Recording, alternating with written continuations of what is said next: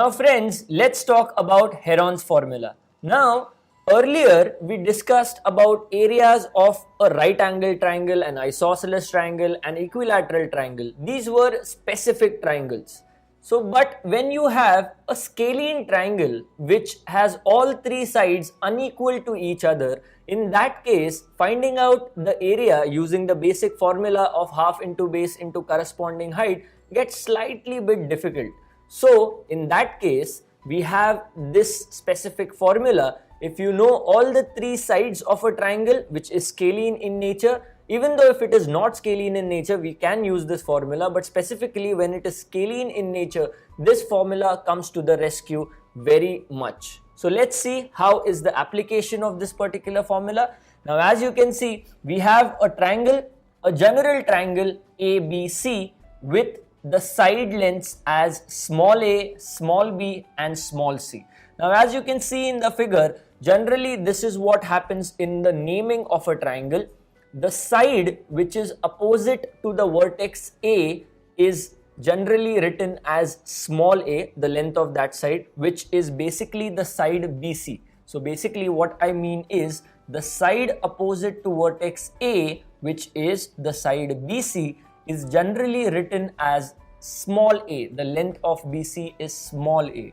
Now the side which is opposite to the vertex B, which is AC, the length of that is written as small b, and likewise the side which is opposite to the vertex C, which is the side AB, is written as small c. So in this particular diagram, as you can see, the base small c is becoming the base and A and B are the other two sides in this particular triangle. So even though ABC have something in equal, or if ABC are unequal, the formula for the area of triangle is as such. The area of triangle is equal to root of S into S minus A into S minus B into S minus C. Now don't worry what about S. S is nothing but the semi-perimeter of a triangle. So let me write that down. S is equal to A plus B plus C upon 2. So as I said, it is called the semi-perimeter of a triangle. Since A, B and C, when I say A, B and C, the small a, small b and small c are the lengths of the side of this triangle, then perimeter is nothing but a plus b plus c. Perimeter is nothing but the total length of a particular figure.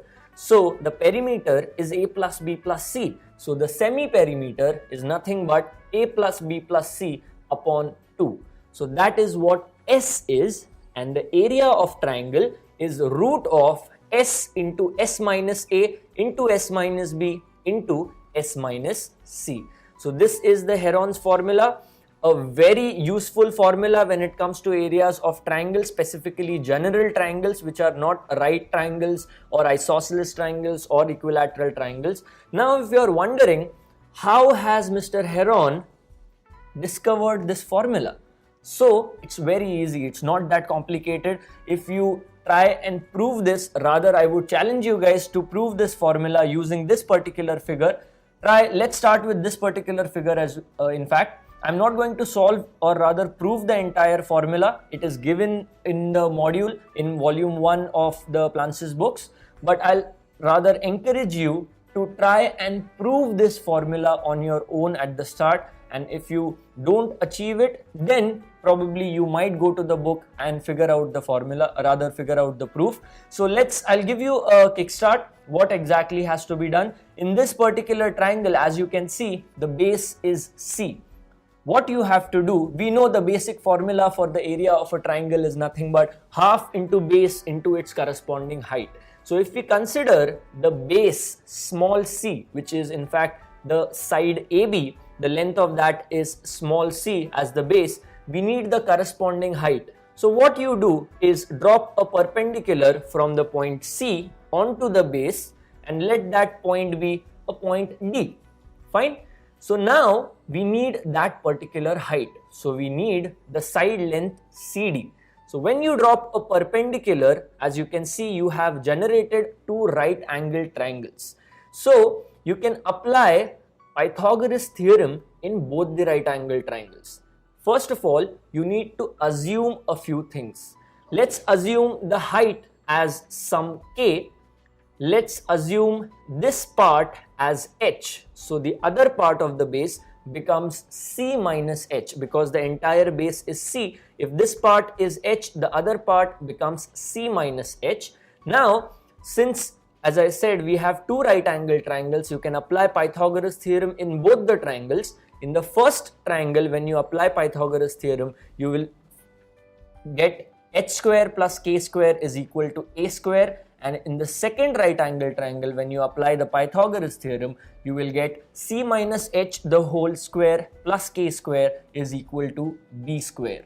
Now you need to use these two equations, eliminate k square by subtracting, and get the value of h in terms of ABC, and then after substituting, get the value of k in terms of ABC, and then use the basic formula half into base into its corresponding height, which will be half into base c into its corresponding height, which is k. Now k you have obtained in the form of a, b and c, and then simplify that to obtain this. And you know s is nothing but a plus b plus c by 2. So wherever you find a plus b plus c upon 2 in the formula, you just write that as s and get this as the final formula for the area of a triangle.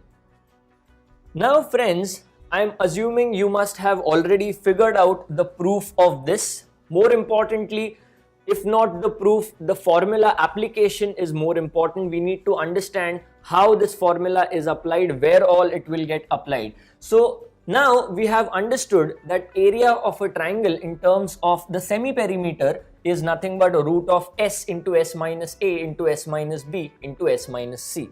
Now let's try and see for a general triangle. Now let's say here is a triangle ABC, right? The base is BC.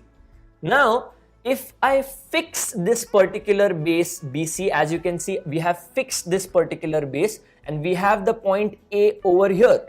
So in this case, the area of a triangle, area of this particular triangle is half into BC into this corresponding height. Now think of it in this direction. Let's say this is some value of A, this is some value of B, this is some value of C. Basically three different sides of a triangle. You can find the area of triangle using this formula as well. So if I try and move this particular point A, the top point, and try to move this point parallelly, as you can see, I'm trying to shift this here, keeping the base intact. I'm keeping the base same. Earlier the point A was somewhere here, now it has moved here. So in this case, what will happen to the area of a triangle, area of this particular triangle rather? As you can see, if I have to apply this formula, then obviously my sides of the triangles have changed now. One side is same, the base is same, but the other two sides have changed. So area of this new triangle might change. But if you think of it in this direction, that the area of a triangle is half into base into its corresponding height, then you will realize that area of both these triangles, the original and the new one, is absolutely same. Why? Because the base is intact, so they have the same base. The original area, original triangle ABC and the new triangle A-BC have the same base BC. So half into BC is still same for both, and the height is also same, because if you see the height for the original triangle is same as the height for the new triangle. Height is nothing but the altitude which is dropped from the opposite vertex of the base onto the base. So in both these cases, as you can see, the height is still the same, and hence the area of the triangle for triangle ABC and triangle A-BC is going to be the same by the basic formula of half into base into height, because base is intact. So base for both these triangles is same, and the corresponding height eventually is also same. So basically, if I try to move the vertex in a parallel direction to the base, try and think of it this way: the base is intact, the vertex is being moved parallelly to the base, then the area remains the same. So we can make this as an important note to ourselves. If for an area of a triangle, the base is constant and the opposite vertex is moved parallelly to the base, then the area remains the same. Now when you try and find the area of the new triangle in terms of this, we obviously now know that the area of the triangle is going to be the same, but A, B and C are going to change. Rather, one of them is going to remain the same, the base is going to remain the same, but the other two sides are going to change in such a way that the area, the new area, is still the same. So this is the beauty of Heron's formula. Even though the sides are changing, the area still remains the same because they adjust themselves in such a way that you get the ultimate area as the same value as the original value. So again, the bottom line here is, for a constant base, if you move the opposite vertex in parallel to the base, then the area remains the same. So friends, let's try to do one illustration depending upon this concept of Heron's formula that we have just learned. And here goes the problem. It asks us to find the area of a triangle, two sides of which are 8 centimeters and 11 centimeters, and the perimeter is 32 centimeters. So let's try and see how to attempt this problem. As I said, we have a triangle with sides as 8 and 11 centimeter,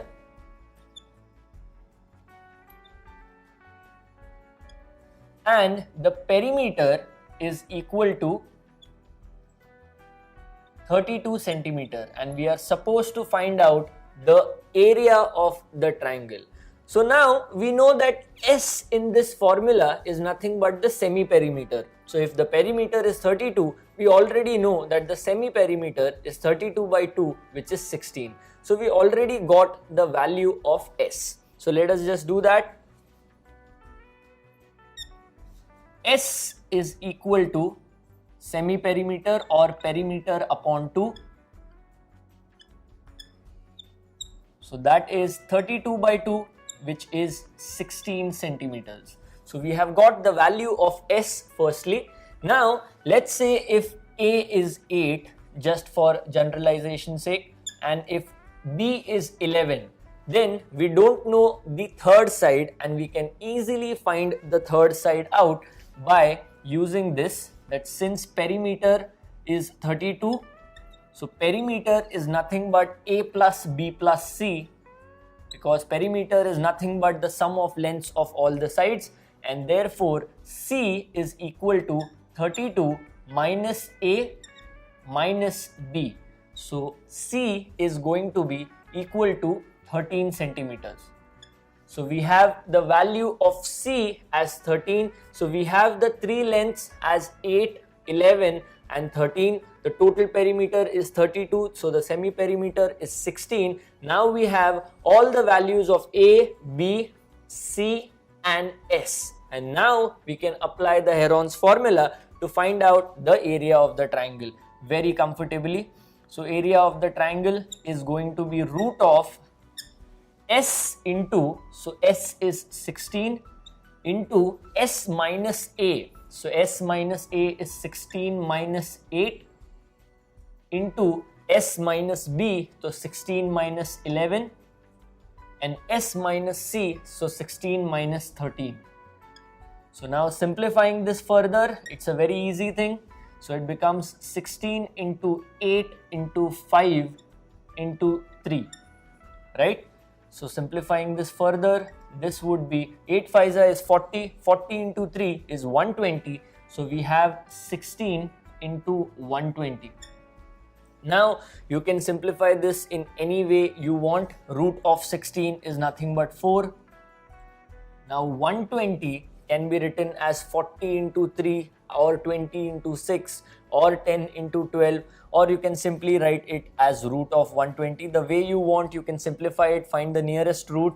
What I will try and do here is multiply that with 4. So it's 4 into 30. So 4 into 30 is nothing but 120. So root of 4 is 2. And then we have root of 30.